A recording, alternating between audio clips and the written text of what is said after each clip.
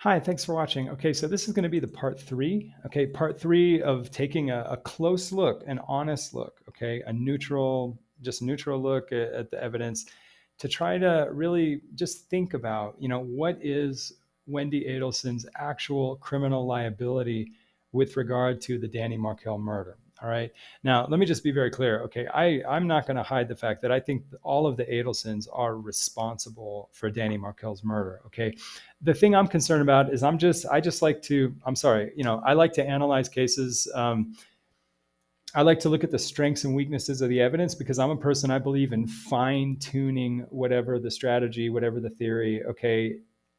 I believe in fine tuning, adapting to the strengths and the weaknesses of the evidence. I think you can't make a responsible strategy, a responsible theory, if you don't take into account the strengths of the evidence and the weaknesses of the evidence. Okay, and I don't see what is the problem of leaving on the table, just leaving it on the table. This is just a brainstorm here, right?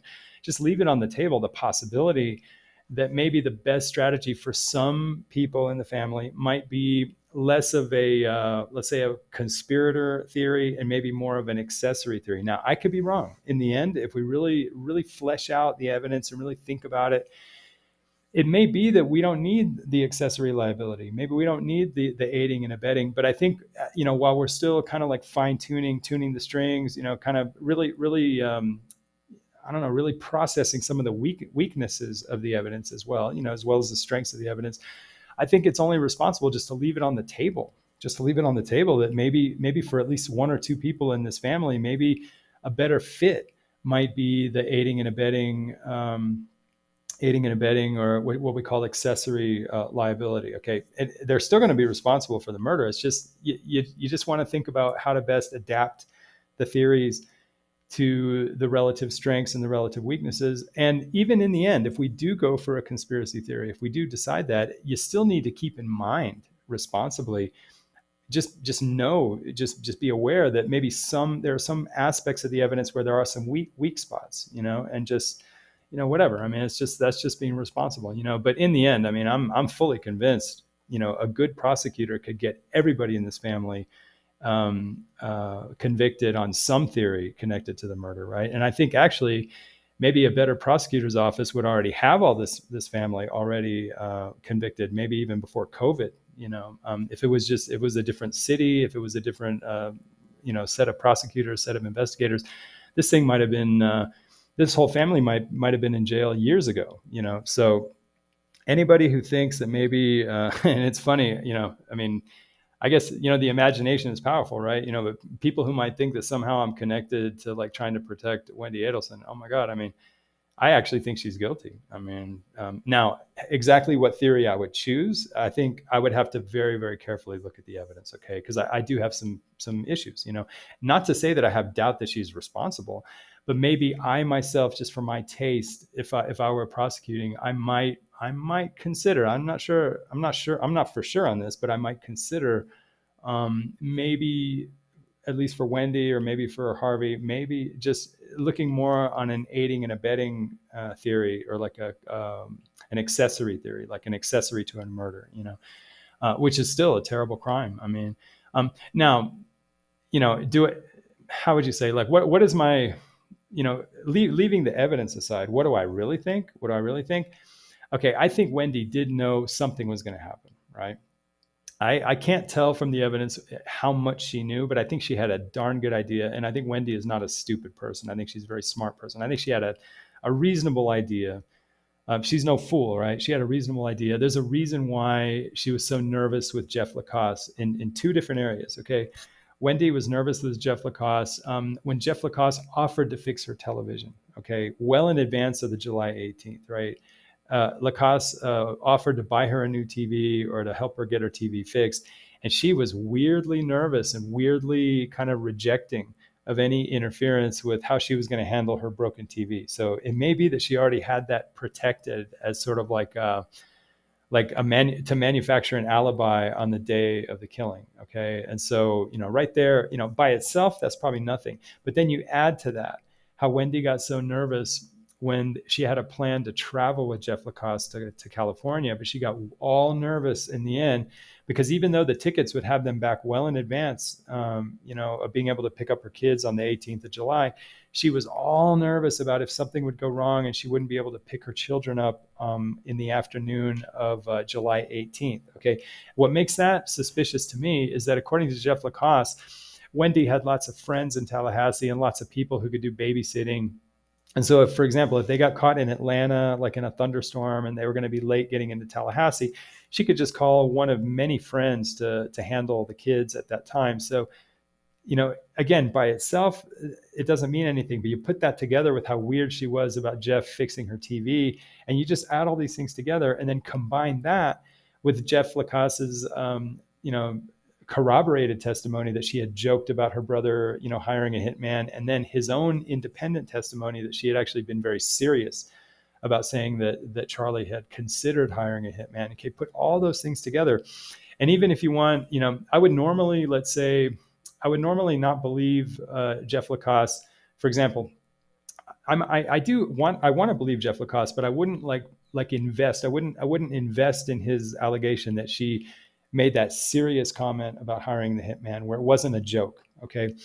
But the thing is, when you put that together with all the other pieces of evidence, it starts to raise the possibility that Jeff is not just lying about that, right? So if the only thing that Jeff had said was that she had seriously talked about her brother seriously hiring a hitman, if that was just taken by itself, I don't know that we're justified in giving it a ton of credibility. But when you put it in the context of all the other circumstances of this case, it starts to rise to be more credible, that statement. So I definitely think that Wendy knew a lot. Okay. I don't know if she knew the specifics, because I believe, just like everybody says, oh, the Adelsons, they loved Wendy so much that they couldn't possibly kill Danny without her permission, right? That's the theory.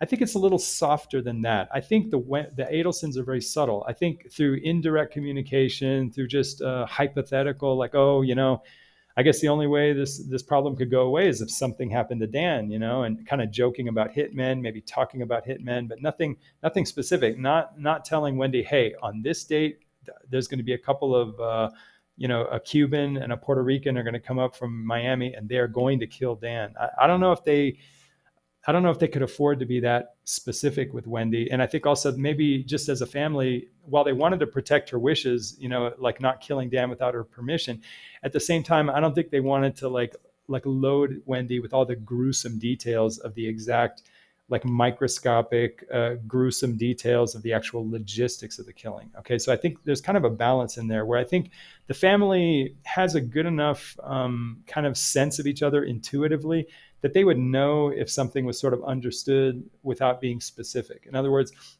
I think in their own indirect way, I think they all felt as a family that maybe something could happen to Dan and that they were all pretty much accepting that, But I think that there probably was some effort to prevent Wendy from knowing the specific, gruesome, immediate logistics of how he would be killed. Except that I think she was alerted even on or around the 18th of July. I think she was alerted that they really had to know what Dan's whereabouts were on that day. And I think there was some communication to Charlie that, hey, just to let you know, he's going to be out of town on the 19th. Okay, so if anything was going to happen, it had to happen on the 18th. So I think, even if Wendy didn't know the exact mechanics of exactly how the killing was going to go down, I think Charlie made it clear that he had to know really his whereabouts, and that Wendy probably supplied him with information that, hey, Danny's going to be out of town tomorrow. So this,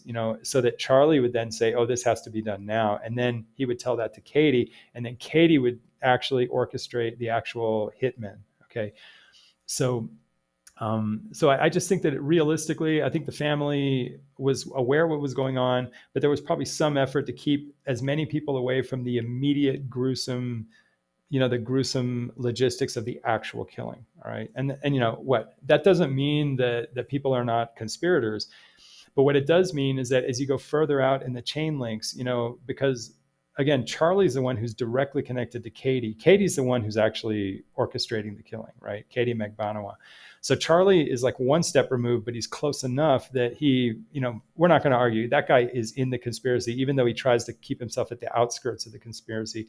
Charlie really is, right there at the heart of the conspiracy. Whereas I think Wendy is like one step more out, where she's still feeding information into the conspiracy, but she's just a little more remote from the actual logistics of the actual core supervision of the killing, which is where basically Charlie and Katie are kind of right there down at the center. So because Wendy's a little bit further out, I think we can say that she had a good idea what was going to happen, but she was just a little removed from the actual logistics of the killing, that I think we ought to just keep on the table, that maybe the best, at least have it on the table, the possibility that she is sort of more as an aiding and abetting a murder, or as an accessory to a murder. That's just, I don't know how to say this. Like, I'm not trying to defend anybody. I'm just being responsible. If I were working on a legal team, and we're all having our, what do you call it? Our brainstorming and just talking, among members of the team. Okay. I would always just say, hey, but we can just hold on the table, that possibility that maybe the best fit for Wendy possibly is the accessory or the aiding and abetting, whatever, just holding it on the table. I'm not committed to it. Anyway, so in the last video, part 2, this is part 3, right? And the last one, which was a part 2, I talked about the things that made me convinced that the Adelsons were guilty somehow on some theory, that the Adelsons are responsible for the Danny Markel murder. Now, when I say that, I'm not saying whether I think they fit into conspirators or aiding and abettors, or whether they're accessories. I'm just saying, just in general terms, I think that Donna, Harvey, Charlie, I'm leaving Charlie in a separate category. I think Charlie was much closer to the actual hit job. Okay. He was right there with Katie. And even though Katie was directing it, Charlie was right there, probably feeding information in real time. So, Charlie, I keep separate, but like Donna, Harvey, and Wendy, I have no doubt that they're all in some way, at least in my opinion, I'm not part of any team, but in my opinion, I think they are responsible for this killing. Okay. The question is whether, for each person, which is going to fit better. Is it going to fit better to say they're an actual conspirator, or is it going to fit better to say maybe they're maybe an accessory or aiding and abetting? Whatever. I just leave it on the table. I'm not actually committed, to be quite honest. If we can find evidence that Wendy was actually totally a conspirator, right there with Charlie, fine. She'll have to get what she deserves. And, it is what it is. I'm not trying, I don't have any personal interest, but when I do analyze cases, I like to consider the weaknesses of the evidence as well, because that helps you shape the theory to get it really tight. Okay. And I think jurors like that. I think jurors like it when I think jurors like it when the prosecution is sort of aware of the weaknesses, and they're realistic in the way they create their theory of liability. I think that actually adds credibility to the prosecution. So anyway, so in the last video, I talked about the factors that I think really screamed at, really pointed at the guilt of the Adelsons. All right. And of course, now I don't see any factors that argue that any of the Adelsons are not guilty. Okay. But there are some factors that create questions for me, in terms of whether you want to select an accessory theory or a conspiracy theory. Okay. And so let's see if we can go over those. So this is the second page I've got here. Okay, so these are just a couple of the issues that I see. There are probably more. I'm just saying these are ones that kind of stand out to me.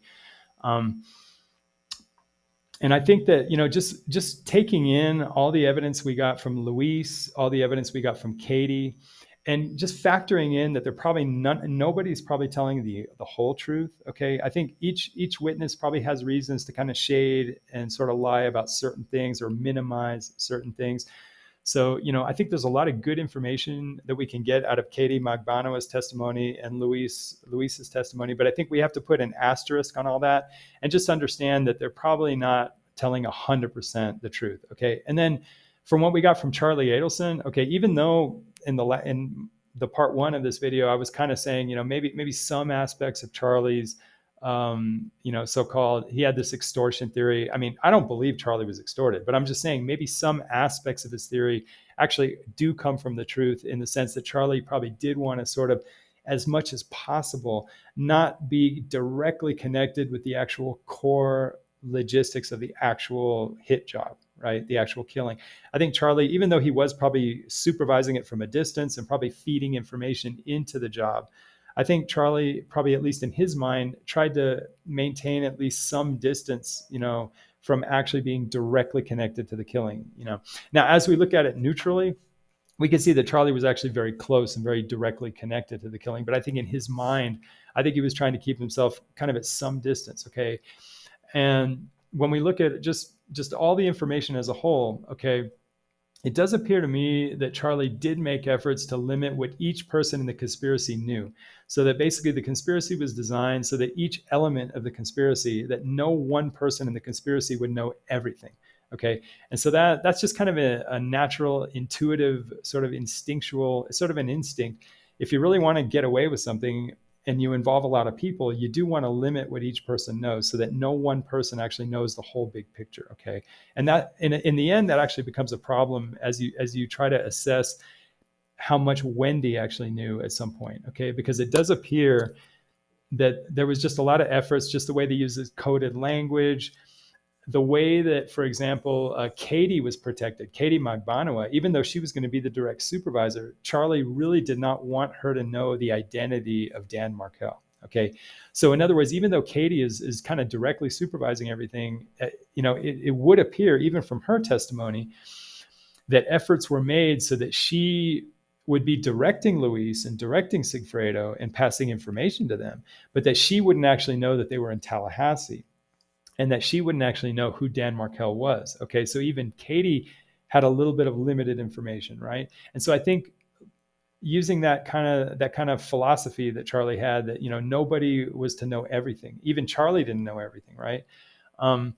Probably it makes sense that that Charlie then would probably limit what Donna knew, and that he would limit what Harvey knew, and he would make efforts to limit even what Wendy knew. Even though everybody kind of understood what was happening, we have to understand that there was probably some effort made so that no one person would know that, like, the whole big picture. All right. So I have to take that into account. It just seems like that is just an unavoidable part of this story, whether we like it or not, Anyway, and the other thing I noticed is that Katie Magbanua was clearly, at least Charlie wanted to make Katie Magbanua appear to be like the sole supervising, the only supervisor of the actual hit job. Okay. And so it's funny because, Katie wasn't even allowed to know that anybody was going to Tallahassee, or that Katie wasn't even allowed to know who Dan Markel was. But the hit job was designed so that Katie would appear to be the only direct supervisor. Okay, so that's important. It just shows that Charlie's trying to decentralize the conspiracy. All right, and that's a problem because in the way the law defines a conspiracy, you have to have some central planning, right? And so we can't avoid the fact that a lot of effort was made to decentralize the killing, right? So that each element of the constellation, no element of the constellation would have full information about the whole big picture. Okay. And in fact, you could argue that Charlie was the one who knew the most about every step, but even Charlie didn't know, for example, Charlie didn't know who Luis was, right? Charlie couldn't be 100% sure that it was Sigfredo that was actually the one that was going to be, kind of the lead hitman. So, even Charlie didn't know everything, right? So we just can't avoid that. And we just have to keep that in mind. I'm not saying we have to make a decision about it. We just have to keep it in mind. The other thing is that we don't have the luxury of knowing exactly what was said between Charlie and Donna and Wendy in the weeks and days and hours prior to the murder. That's bad, okay? In the sense that we don't have a wiretap. We can't retrieve the actual audio of the telephone conversations. And so that's kind of like a black hole, all right? And we just don't have that information. We have to be honest. That's a weakness, right? We can make inferences, right?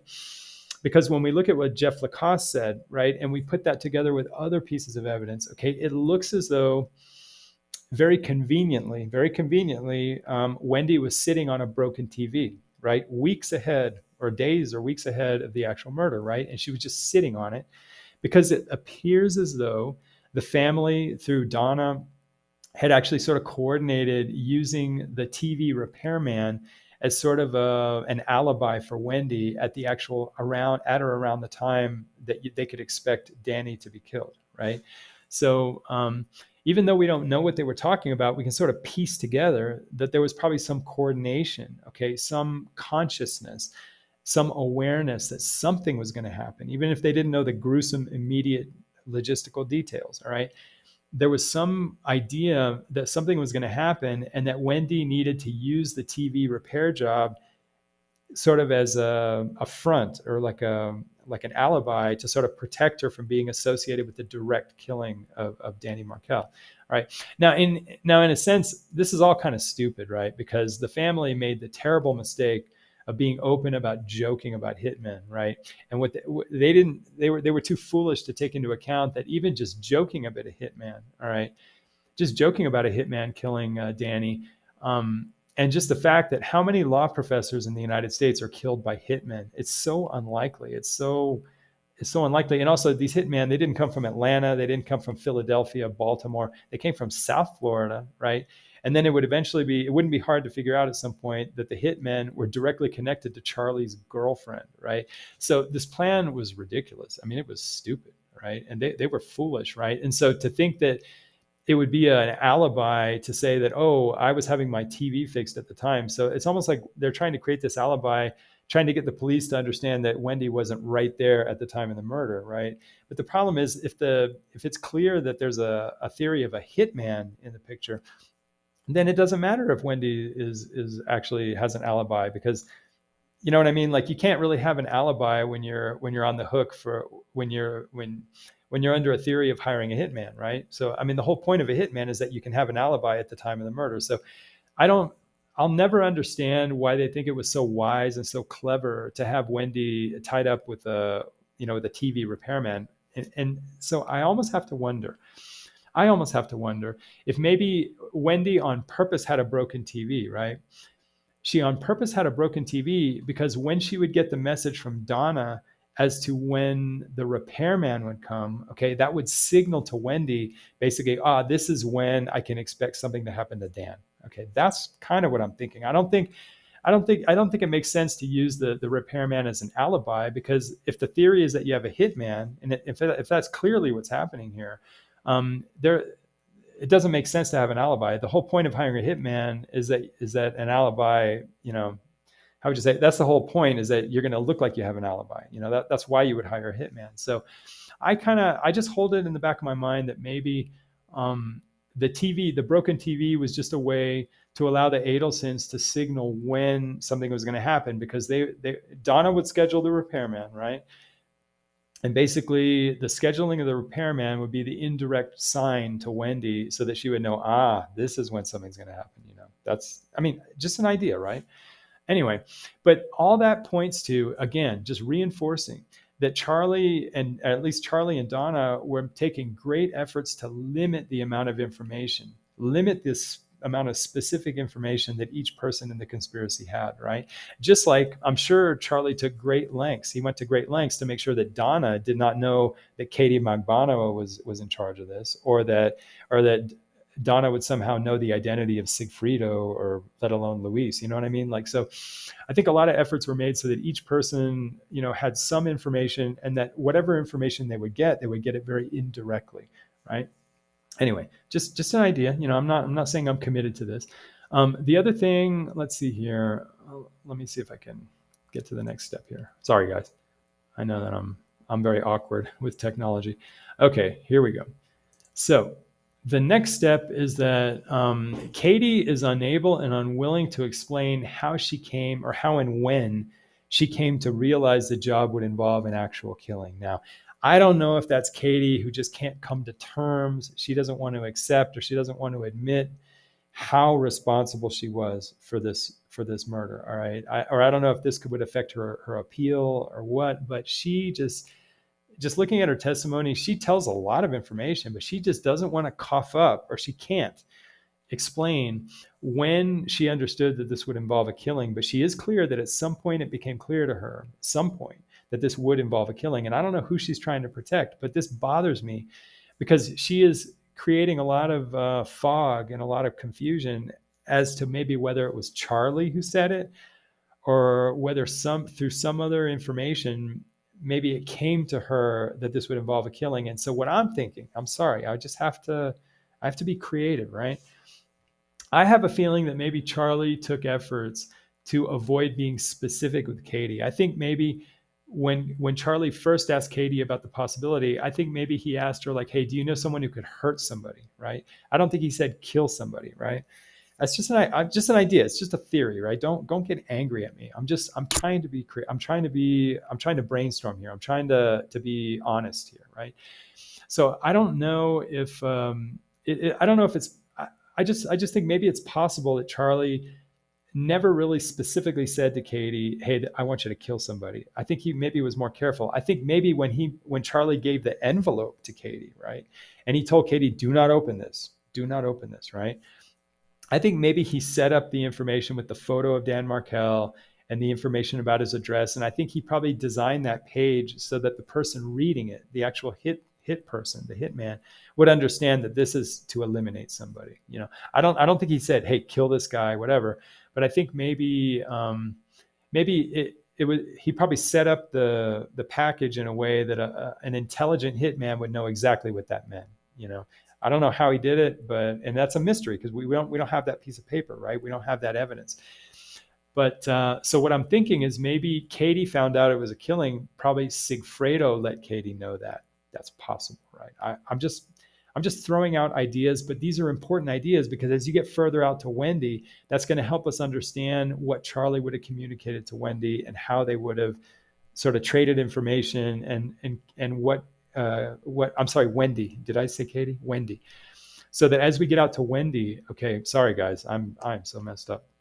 But just the idea that as we get further out to Wendy, just to understand that maybe, you know, with all the efforts that are made to sort of limit everybody's information, it may be that Wendy was definitely participating in the overall plan, okay, but she was participating more as a spoke of the wheel and not at the hub of the wheel, okay? And so, and then also finally, you know, it's clear from Luis's testimony, and this is independent. This is not Katie, this is not Charlie. It's from Luis. He understood that Katie was the only direct supervisor, right? So basically it just reinforces the idea this is a very decentralized murder plot, right? As we can expect. So here, let's take a look at the Florida statute for accessory after the fact. And by the way, this statute is titled accessory after the fact, but what it really is doing is that, I guess, through statutory efficiency, what they're doing is they're taking all the former common law categories of like aiding and abetting and accessory before the fact, and they're just kind of lumping it all into one accessory category for statutory purposes. So let's just take a look at what Florida says about accessories. All right. Anyway, so let's take a look at this. Okay. So, all right. Now the first thing we notice is that if the crime is a third degree felony, now this is 777.03 1A. So this is paragraph or part one, subpart A. Okay. And so it says basically that when you're dealing with a third degree felony, okay, people that are husbands and wives and children and brothers and sisters and basically family members, they can't really be accessories to a third degree felony. So if you're dealing with a third degree felony, basically family members can't be charged as accessories. So, okay, but obviously murder is not a third degree felony. So we're looking at part C or subpart C, which is any person who maintains or assists a principal or an accessory before the fact or gives the offender any other aid, knowing that the offender has committed a crime. And let's see, what else does it say here? Sorry, guys. Basically, let's say knowing that the offender had committed such a crime was a capital life, first degree, second degree, or had been an accessory thereto before the fact, okay? All right, so that means that you're going to be legally categorized as an accessory after the fact for the purposes of the statute, right? Okay, so basically what that means is that, in the common law sense, if a person is aiding and abetting, let's say a first degree felony, or, capital life first degree felony. Okay, if you're aiding and abetting that felony, basically you are technically an accessory, right? And so basically this is intended to capture people who are participating and helping in some way, but they're not necessarily at the core